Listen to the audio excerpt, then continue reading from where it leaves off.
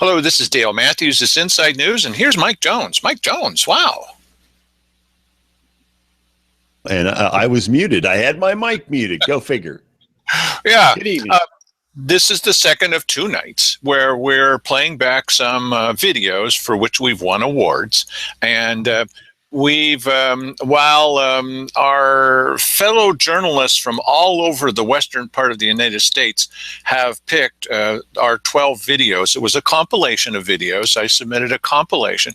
While they complimented us on our 12 videos and gave us first prize, this guy here just hates what we do and calls me names and thinks that we're not media of any kind. Our colleagues or other colleagues simply disagree with Keith Eck. And but it's not always an adversarial relationship. This is the only place, the one and only place, if you know of another, you can tell us about it, where the media, local media, are also reviewed. And we ran across a situation. I remember somebody was saying, well, why would you want to do something that would benefit Simon Hare? It happens to be the truth. And so we're just going to stick with that. Yeah, well, that's wrong. And, it's not wrong. And so what had happened was Mike and I went to the swearing in of Simon Hare the second time around, where the new sheriff was sworn in as well. And the reporter, Randa Gore, from Channel 12, pretty obviously, Mike, walked into the room thinking that there was a certain story, and that's what she reported. Yeah, and I suspect that somebody led her to believe that certain thing was going to happen, and so she probably went into the room with that already in her head, which is a big mistake, I think, as a journalist, to have a preconceived notion about something before you see it. Then she went back. We'll play the video for you. Then she went back to her newsroom and sat there and edited this thing to play it back, and wasn't picking up on the idea that what she had reported simply didn't happen. Well, I suspect that the story that she wanted was juicier than the story that was on the video. And, I think she probably, believed that's what happened. I can't imagine any other way of doing it, because there was a room full of witnesses there. You don't try and fake a story like that when there's a room full of witnesses that can tell you that. I think she believed it, and she was anxious to have something with some juicy, tabloid type teeth in it, and just didn't work. Well, here's the story, and we'll set the record straight. Also, Josephine County swearing today, about half a dozen people were urging public to recall Commissioner Simon Hare. Hare admits to and apologizes for sending lewd texts to two young women in December. Newswatch 12's Randa Gore joins us with a look at the public's reaction as Hare took the oath of office. It was a packed room today as a handful of people were sworn in at the Josephine County Courthouse. The crowd applauded each elected official as they approached to take their oath of office. But it was a very different story when Simon Hare's name was called. Yep, that you hear right there, that is a silent protest, a very awkward moment of silence, to say the least, if you were there. A few people in that crowd want to recall Hare, and while no formal recall has been filed, the group's currently looking into the process. Others are just asking the commissioner to resign on his own. He has destroyed the trust of people in Josephine County, and the people whose causes he champions, like timber and like other interests. He's not an effective spokesman anymore. On December 5th, Hare said he sent two lewd text messages to two young women after he took another woman's phone at a bar. Hare admitted to those texts, claiming he was trying to prank a friend and didn't realize it was the wrong phone. Hare is one of 9 candidates who ran for the Josephine County Commissioner seat back in November. He was reelected, and today he did take his oath of office to serve for. Please be seated. Good morning, everyone. I'm Judge Baker, and I'm the presiding judge of this district. I welcome you all to the swearing-in ceremony and wish you all a Happy New Year. This is the first business day of this year for the swearing-in, and it's always a fine opportunity for us to administer the oath to our newly elected officials and begin a new time of leadership in this county. So welcome to this ceremony, and with that, we will begin. And we are going to start with Wally. Mr. Wally Hicks. All right,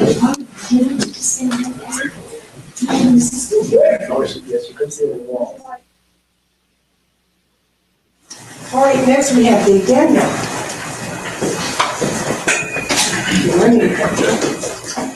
All right, ready? Please raise your right hand and repeat after me. All right, Simon Hare.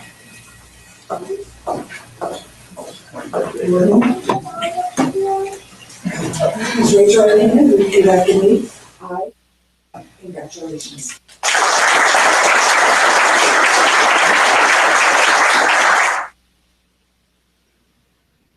It was a packed room today as a handful of people were sworn in at the Josephine County Courthouse. The crowd applauded each elected official as they approached to take their oath of office. But it was a very different story when Simon Hare's name was called. Yep, that you hear right there, that is a silent protest, a very awkward moment of silence, to say the least, if you were there.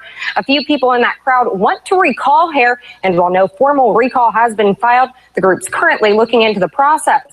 Others are just asking the commissioner to resign on his own.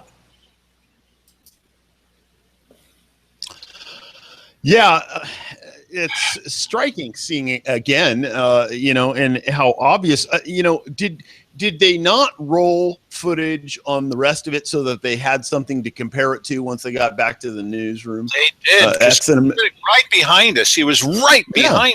Yeah. I could have reached out and touched her and would have for a hit. Well, the back of our heads was, visible in that last part of that there. Right. Weird, very strange. So I was told by Channel 12 was not happy. They weren't upset with us. First time, woohoo! Keith will be disappointed. They were not happy. And what they told me was that after this story and the talking that they had with Randa Gore, she no longer worked there. He was. Yeah. Making up the news. Making up the news. That's right. And so that's what we have done for quite a while now. 12 years for me, 2 years for Mike and I together.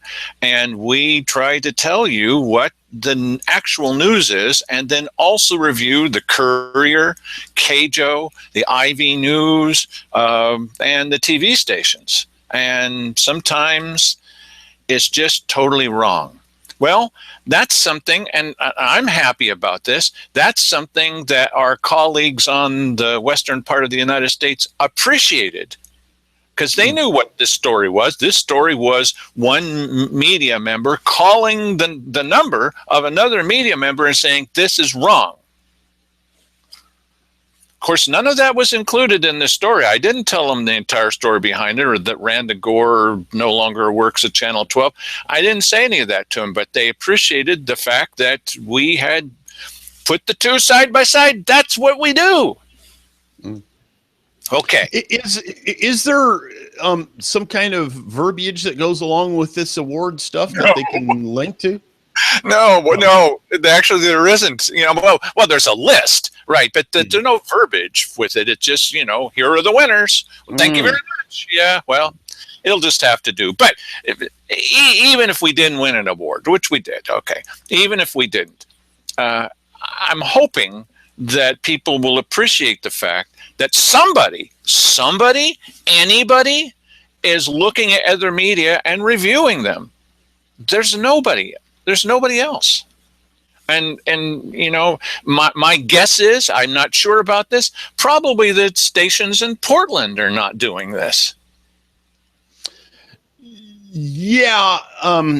Listen, I mean, I understand that to some degree in the respect that if Channel 5 and Channel 10, I'm making up numbers because I don't know what the numbers are up in Portland, started lobbing artillery shells back and forth at one another, where does that end? I mean, where do you, Okay, but if it. both of them are at some kind of thing, and one of them writes a story that this was a silent protest, and the other knows that that's just not true, do they report it, or do they just try to be good pals? Yeah, I think I can't imagine if another TV station was there that they wouldn't at least make note of the fact that the stories that they filed were in conflict with one another. Yeah. Yeah, buddy.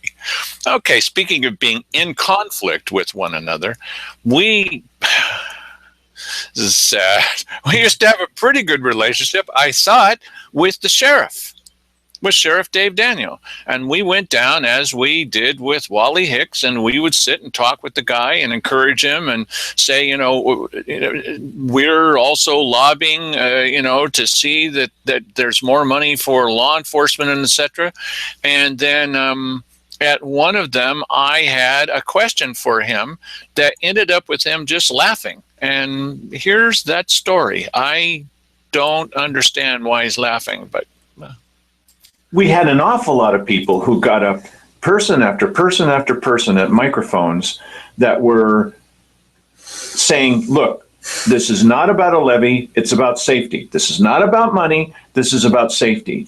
And now all the emphasis seems to be switched over to, we've got bridges that may fall apart in an earthquake.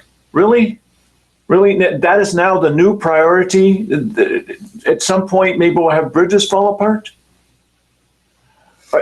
They said this was an emergency, so much of an emergency that maybe they'd have to call the state to step in and kind of take over. Oh, watch out, the state's going to take over. Is the state going to step in and take over because there's going to be an emergency earthquake? What happened to the emergency?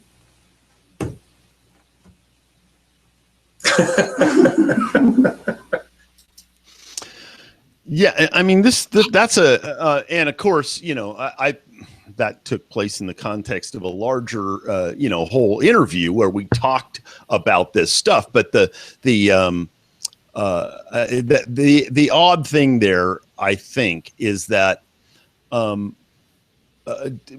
the sheriff is probably a little bit more political than I would want as a sheriff. You want, a sheriff is a political office because they have to run, they have to be elected. But you would hope that after he's elected, that he's the sheriff, he's the chief law enforcement officer of the county, and that regardless of the talking points that they're issuing downtown, that you would have your own opinion that had more to do with law enforcement than it had to do with sticking to talking points. And he was in a tough position because of where he's placed himself in this whole thing, that he can't buck the line from downtown. And that's unfortunate. That's really unfortunate. Well, this story was from last year, 2015. That's what the awards were handed out for. And it's just as timely today. And I still have the same question.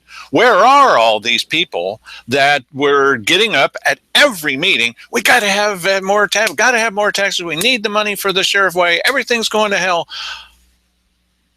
What happened to those guys? That's what I was asking. Where'd they go?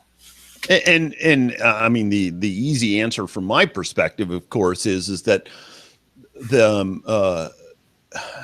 that for them, the sheriff needs more money, but it has to be the right brand of money. It has to be the right type of money.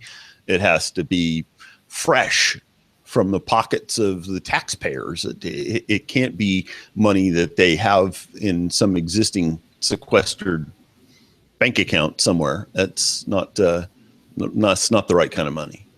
And this time that we sat down with him, we were both pressing pretty hard on the guy, saying, really, you need to get up in front of the county commissioners and tell them that you want some of this money. And he got up. You remember when he got up and he talked to them the first time, Mike, about that, following our conversations? Not much energy there. Yeah, it lacked resolve.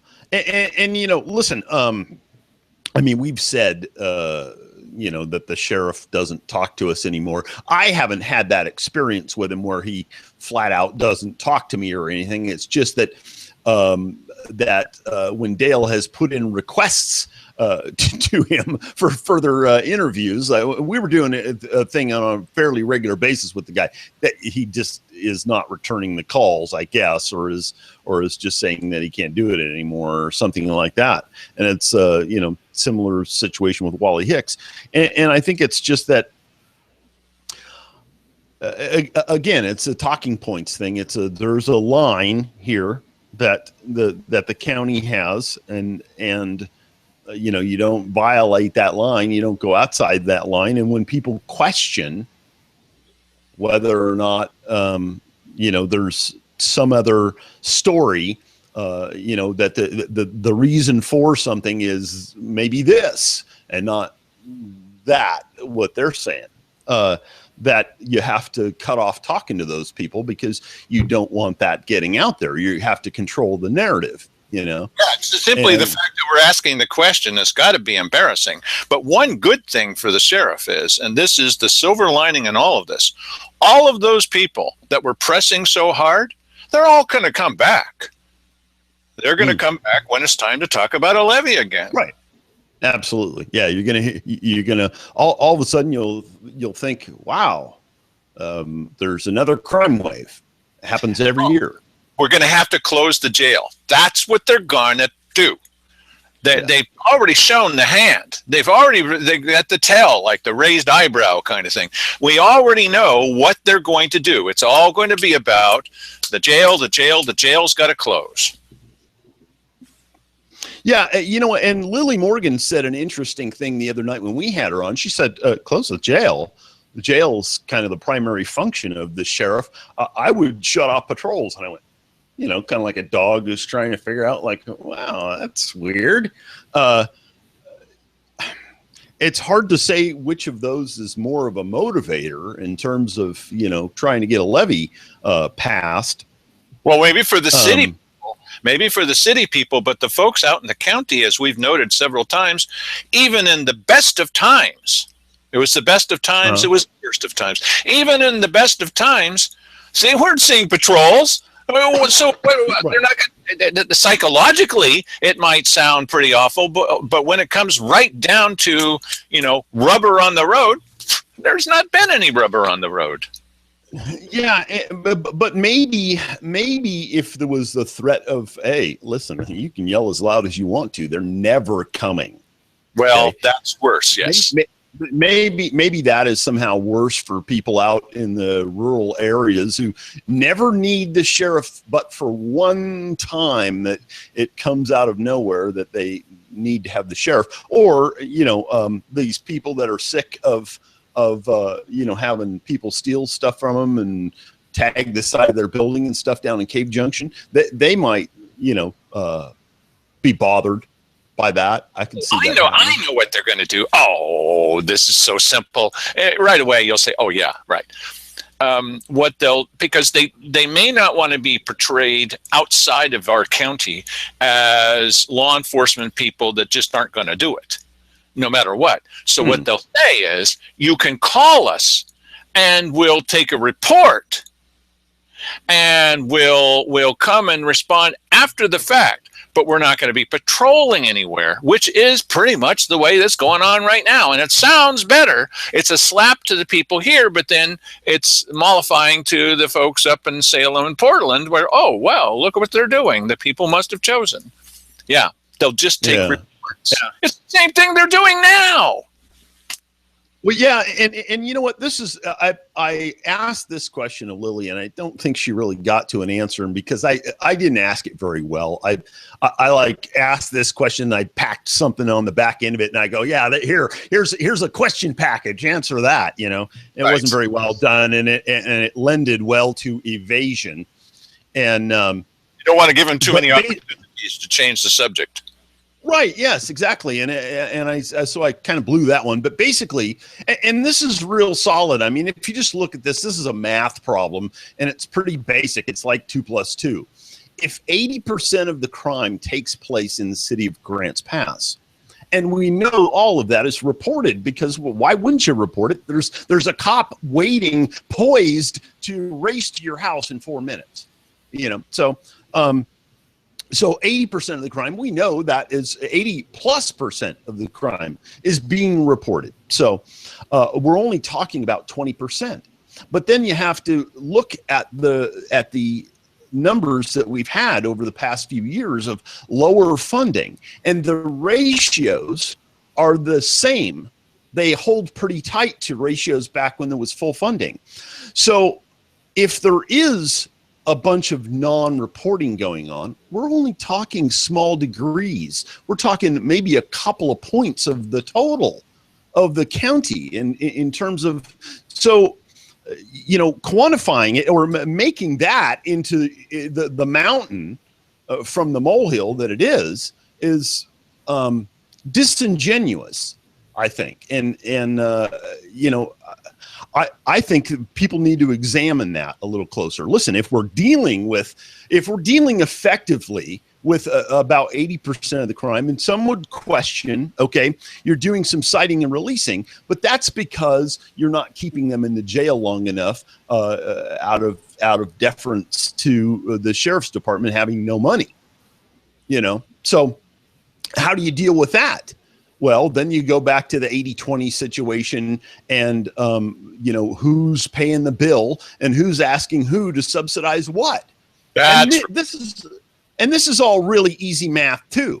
I mean, it really, and I know these people are smart. Lily Morgan is smart. I know that from her being on this show. This gal can move on her feet very well.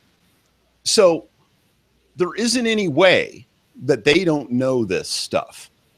But you're only going to hear certain narratives, and I think this gets back to that was a long run to catch that pass. But this is, you know, essentially why we get this kind of stuff from the sheriff and from Wally Hicks and from, you know, whoever, because they're on a trajectory that they're trying to arrive at a particular location. That's their objective. And, you know, these things that we're talking about are sidetracking from that. And so. Well, I'm going to move one of the videos around based on what you just said. And things that they already know. Dale Matthews, Grants Pass. Roger Brandt is one of our greatest natural resources in this county. I love this guy. And he's done so much work out at the IV. And I sat down with him before this and I said, Roger, I'm going to have to oppose you on this grant. But I love what you're doing, and I'm going to donate $100 out of my own pocket, which compared to the salaries of the commissioners is pretty significant, because I make about 1/10 of what you do. Here's the problem. His group came forward and said, we want $33,000 to build a wheelchair ramp and some other things at a state park. And we want to use economic development money for that. Now, Commissioner Heck even said at that moment, well, I don't know if this is a bunch of hooey. It is. Now, $33,000 is magically transformed into $5,240. Know how precise that amount is, really. And it's going to create something like 200 full-time family wage jobs in its wake, not to build the wheelchair ramps. After they're built, it's going to generate over 200 jobs in the IV. They need jobs, but this is a bunch of hooey. No, it's not going to create 200 full-time family wage jobs after it's all built. This is economic development money. And if it's really true that you can invest $5,000 to $5,240 and end up with $1 million within 200 jobs and everyone marching in the streets, you ought to only do those projects. Stop everything else on this report that's never come from Commissioner Cheryl Walker. She promised us 6 months ago that we'd get a report about how this money would be spent, and we still haven't seen anything of it. Stop everything and invest only in these kinds of projects, because the return is fantastic. It's not only fantastic, it's impossible. We are not going to generate 200 full-time family wage jobs out of building a wheelchair ramp in a park. It doesn't have senior water slides. It's just a park. It's a very nice park, I'm sure, that almost no one's ever heard of, but great. If you spend the money on this, you'll be remembered forever, not just for pushing on some kind of junk ordinances that nobody wanted in the first place, not for claiming that words were put into your mouth and then it was proved that it was totally false, not for drinking and driving and blaming everybody else. You commissioners will be blamed for spending economic development money on something that's not going to be developing any economics. I love Roger Brandt. I want them to succeed. I'm going to give him money. You should not.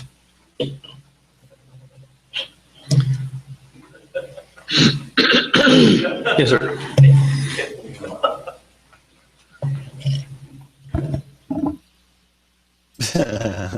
I almost want to know what Larry Ford had to say after that. As he was walking.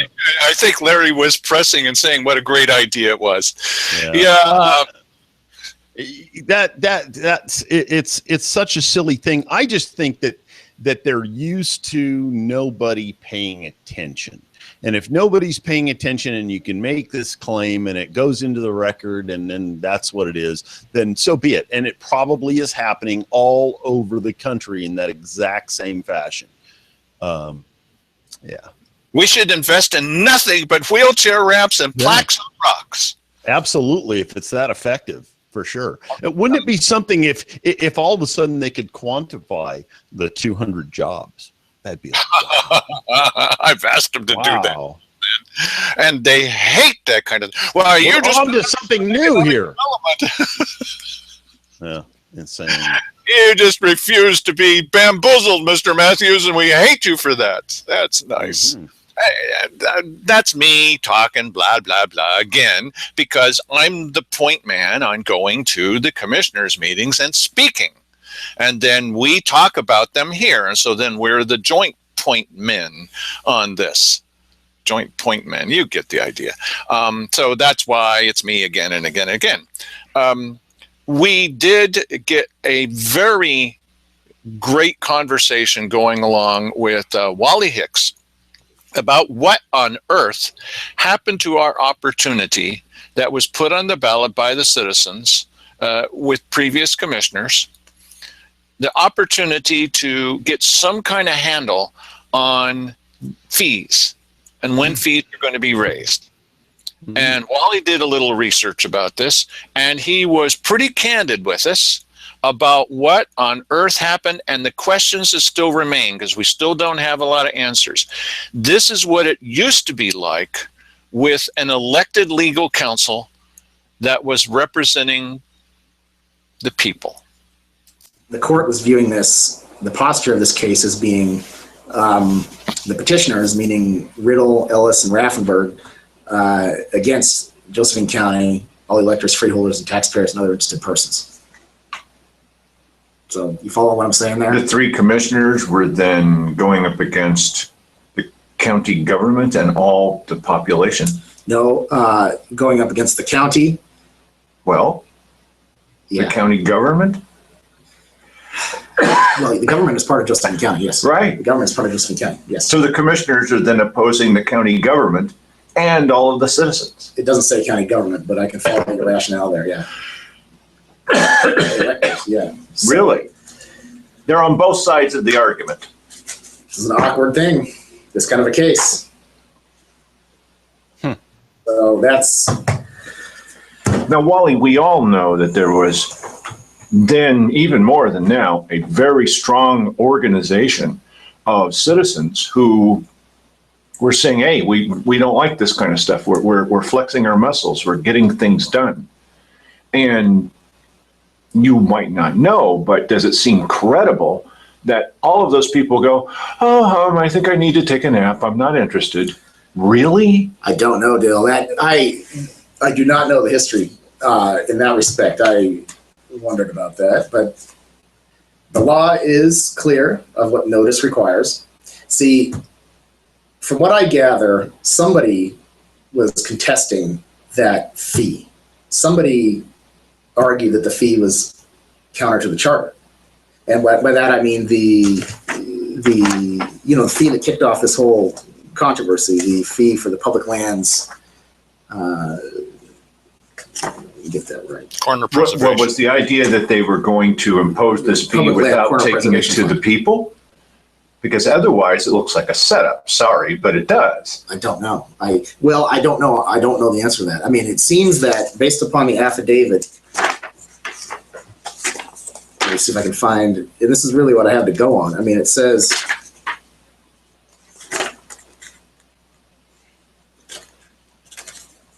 basically that it was a contested question involving political. It was a political controversy, basically, is what he says. I'm paraphrasing there, but basically it sounded like there was a political controversy. But it sounded like there was somebody who was arguing that this public land preservation fee was not valid pursuant to the charter, and that's how this thing wound up being sought declaratory judgment. We don't know who or why. I don't.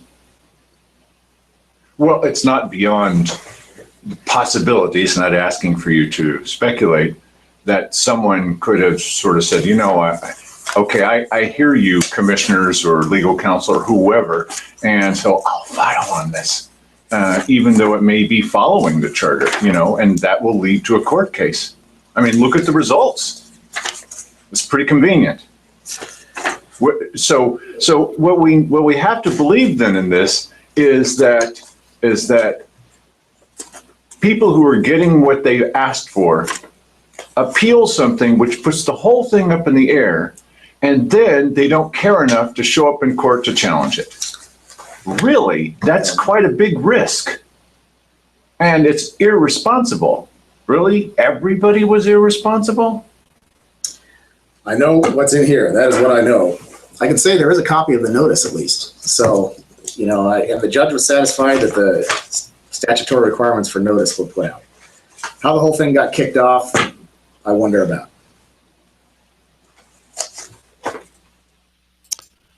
Huh. Okay. Well, if he wonders, then I wonder too. Yes. And can you see why people outside of this county would look at this and they didn't know the entire story? All they saw was this. But that's compelling.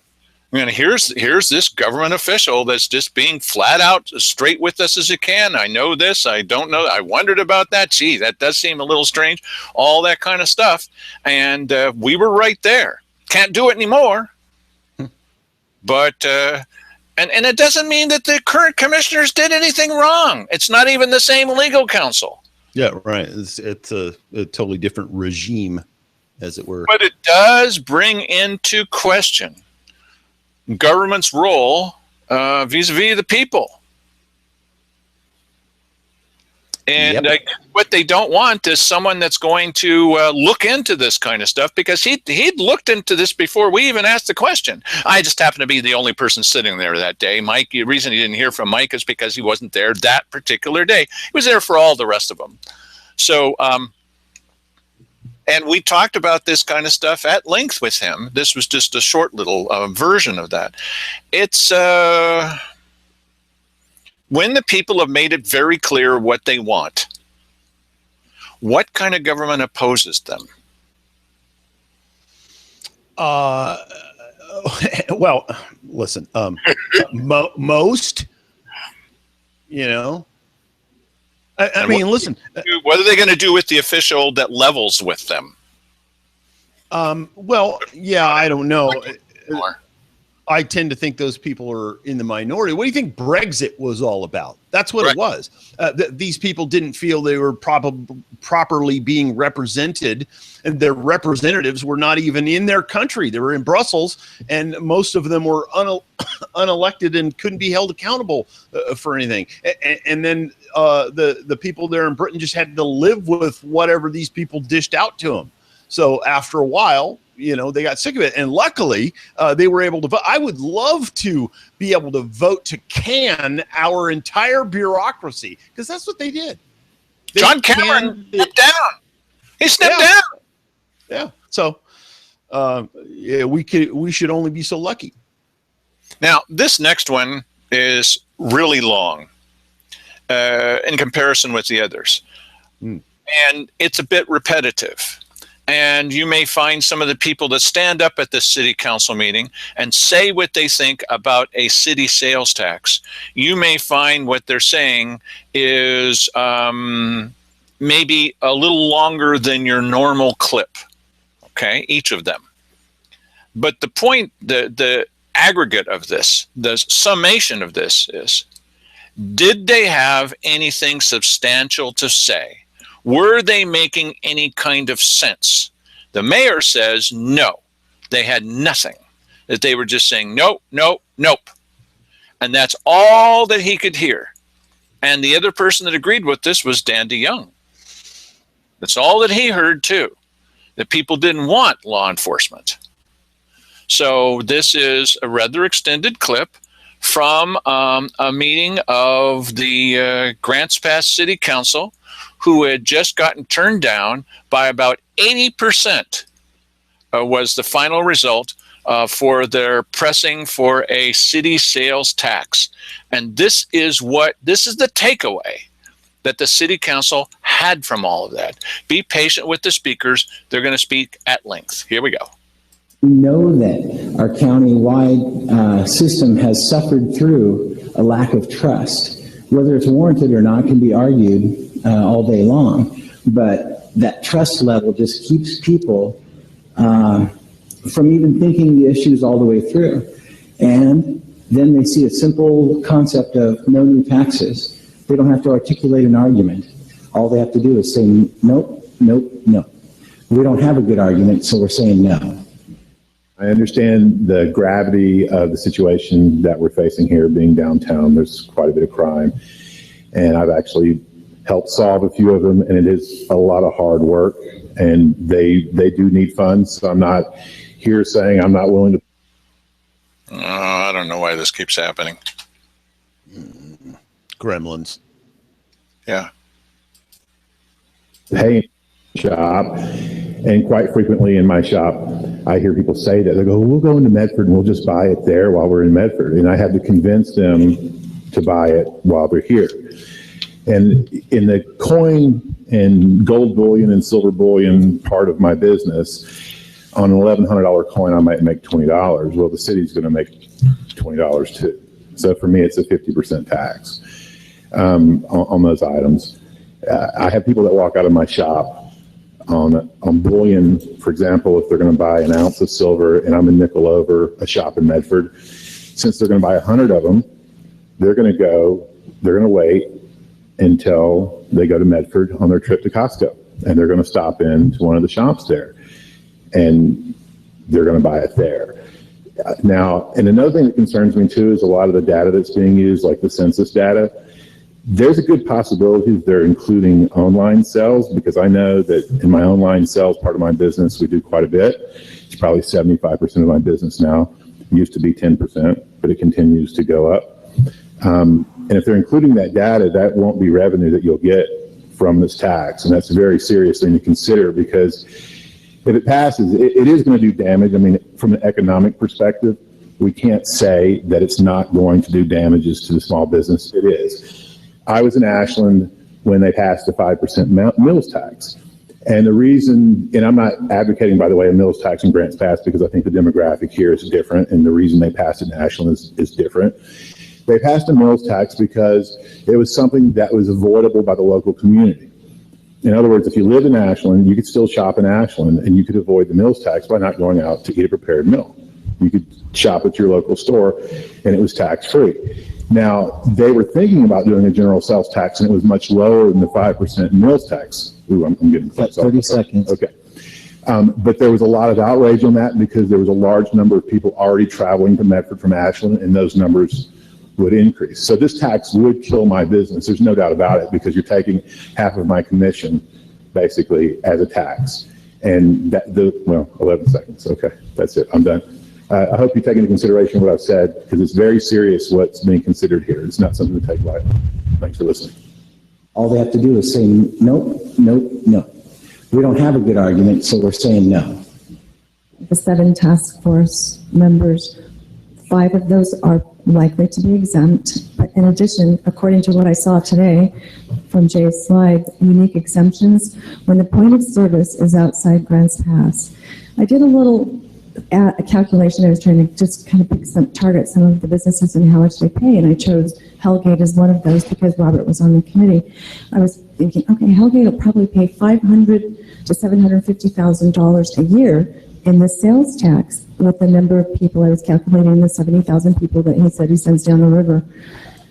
But from that slide today, when the point of service is outside Grants Pass, his point of service is outside of Grants Pass. He's exempt. So now you have one that is on that list.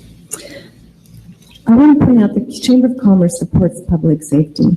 We worked really hard in the last 2 ballot elections to get the public safety measures passed. It's really important to us. It's important to our businesses.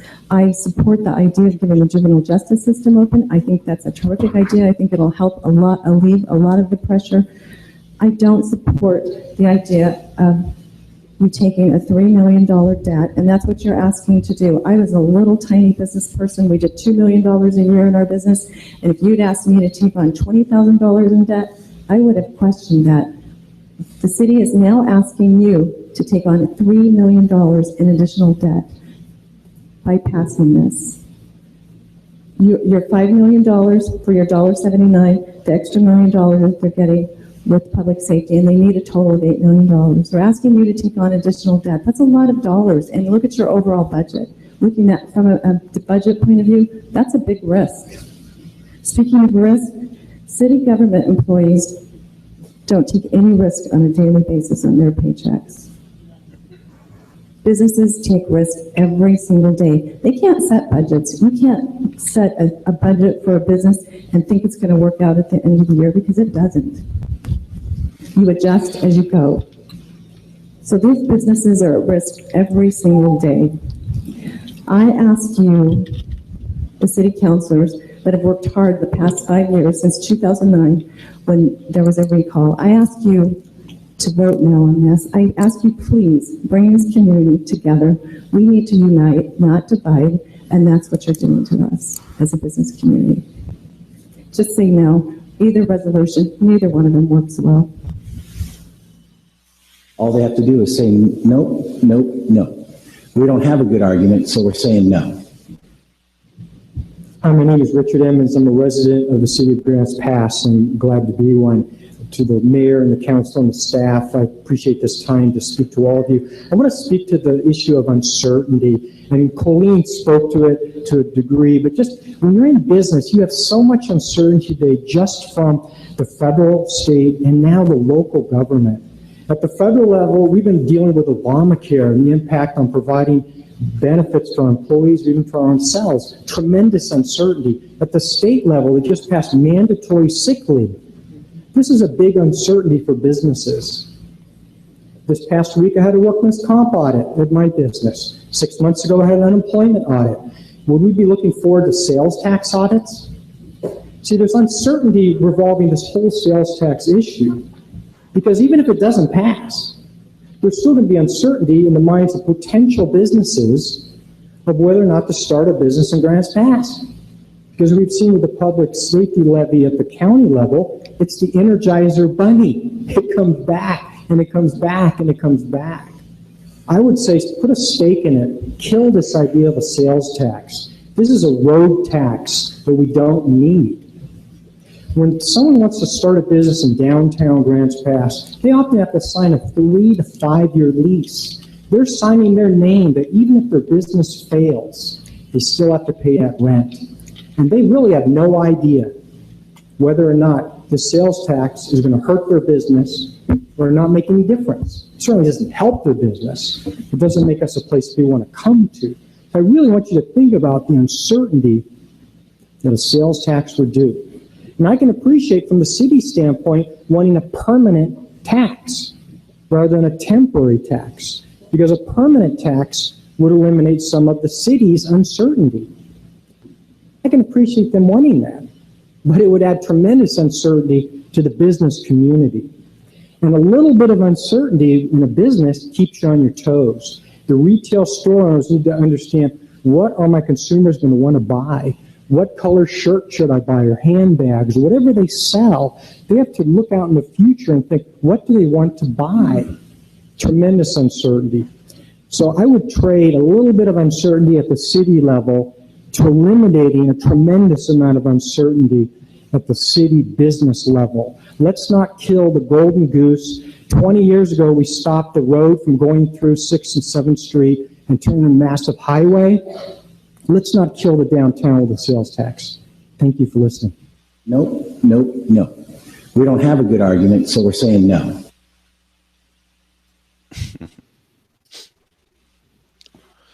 Yeah, very, very compelling. Very, very compelling video. And, I hate to keep mentioning Brexit because but it is a timely example. And a lot of people understand it. If you don't understand it, go to YouTube and type in Brexit, the movie. You'll get an idea. It's the case for why those people left the European Union.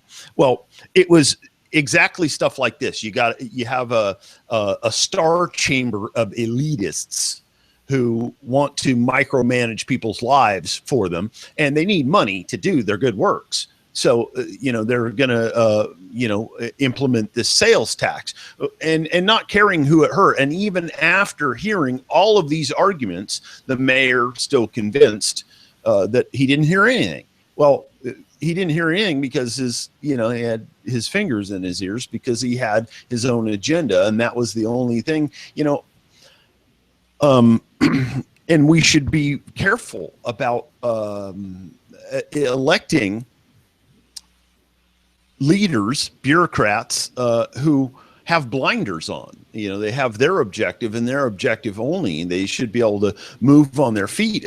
He should have been able to see, all of the board should have been able to see, what these people were thinking. But another part of the problem is that they're driven by an unelected, unaccountable staff who is pushing them towards this objective and reassuring them every day that regardless of what these people, cases were, that their reasoning for what they're doing is still valid and good. And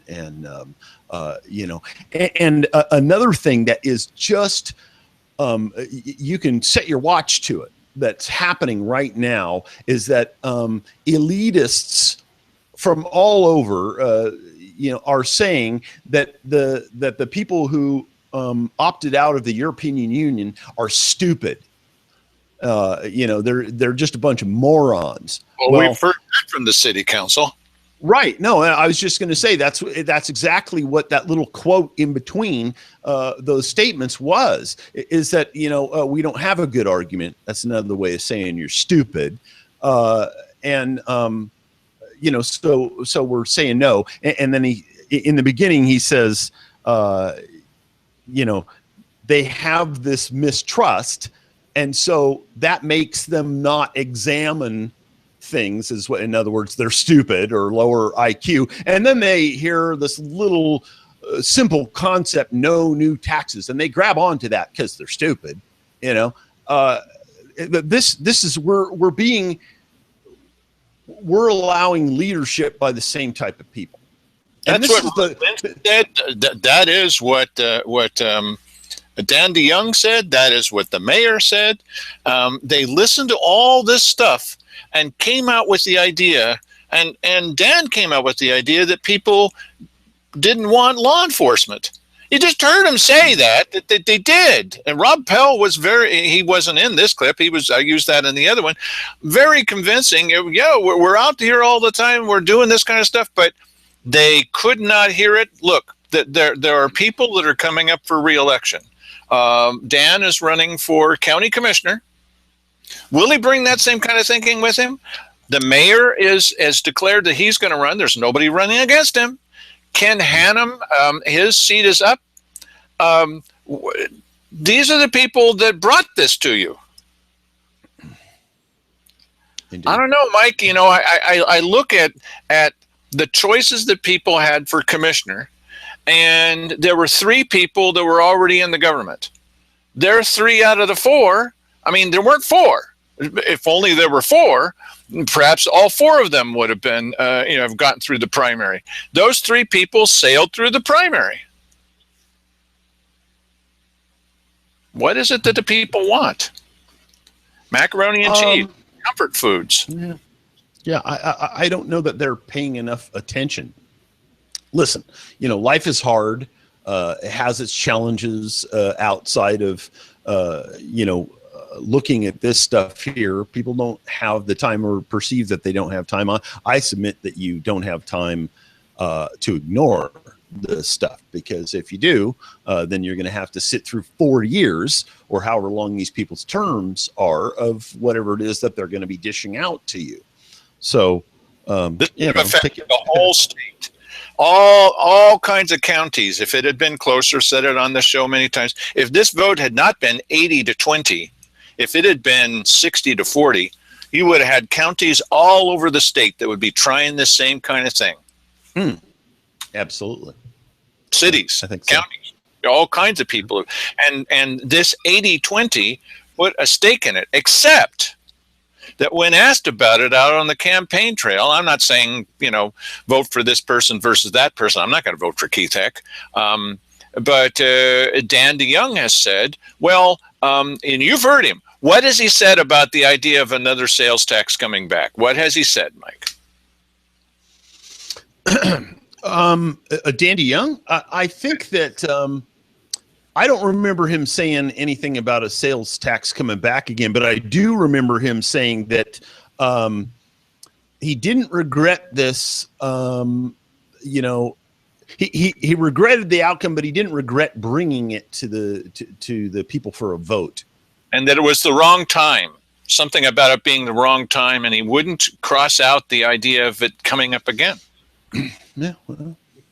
Well, okay. So hey, they need money. They need money. They have good works to do, and it's only waiting for you to help the children. What is wrong with you? Think about the children. Yeah. Well, I'm going to play back my favorite video from this collection of 12. Mm-hmm. And we played it last night.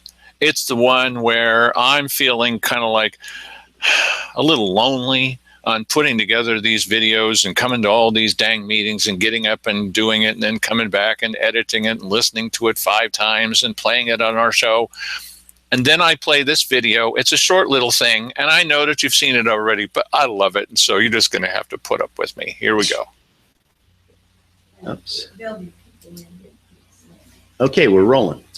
So, hello and welcome to the show. I'm Dale and this is Mike, and we're going to start now. We're not going to start now. This is not the show. Right. No, we're recording this ahead of time. Right. So that you'll know what the heck's going on, because if you come here at 7 o'clock and you've clicked on the show, you're going to notice that, well, we're not really on. It seems like we are, but we're not. Yeah, but you'll be watching this, so it'll seem like we're on when really we're not. We're not on. Yes. We're not on. This is a recorded message. It's yes, recorded. But we will be on at 8 o'clock tonight. We're going to be on at 8 o'clock. Now, why will we be on at 8 o'clock, Mike? Because tonight's election night. Yes. That's true. And so I'm going to be across the street. We're here across the street from the courthouse, and I'll be over there listening to a famous liar and cheater. No, that's not nice. I'll be listening to Art Harvey. And Art's going to tell us what he purports to be the vote. Right. And so what we're going to learn tonight, basically, is who got elected to the school board. I think there's something else on the ballot that we're all interested in. There might be something in which we're all interested. Sorry, English. And you'll hear it here first, by the way. We should have it before anybody else. Before anybody else. Now, you can wait for the 11 o'clock news, but you don't have to. You can come back here at 8 o'clock and then click Click.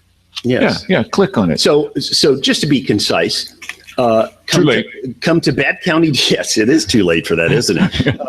Come to batcounty.com and just click on the Live at 8 button. It's a big honking picture. Yeah, it's really big. You can't miss it. And then, or if you're seeing this in a chat room somewhere, just click on this and you'll be watching it live at 8 o'clock. All the cool kids are going to be here. Yes. Yeah, that's funny. And you know what? It's funny. A lot of people that, you know, I don't think you ever even saw the program like that video.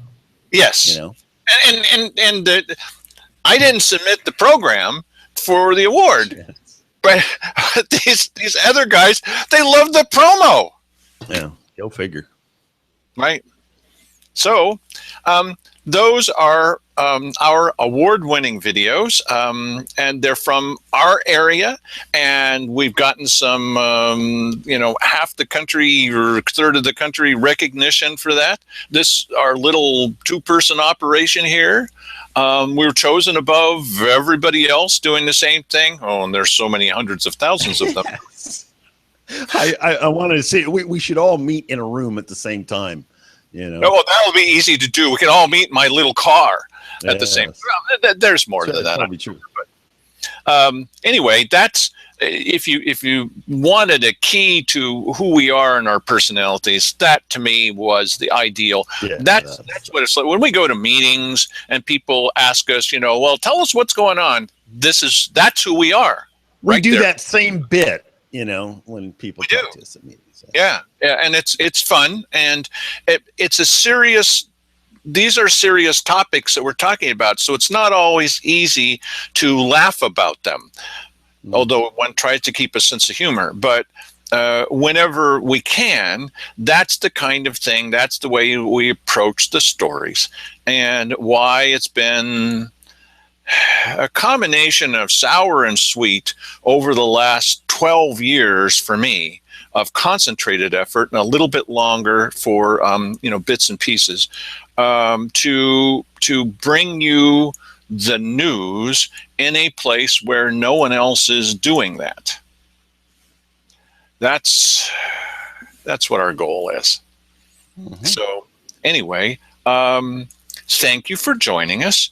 We appreciate the fact that we can share this with you and with our colleagues, and then the local media guys can just laugh and say, you're nothing. It's okay. We know what we are.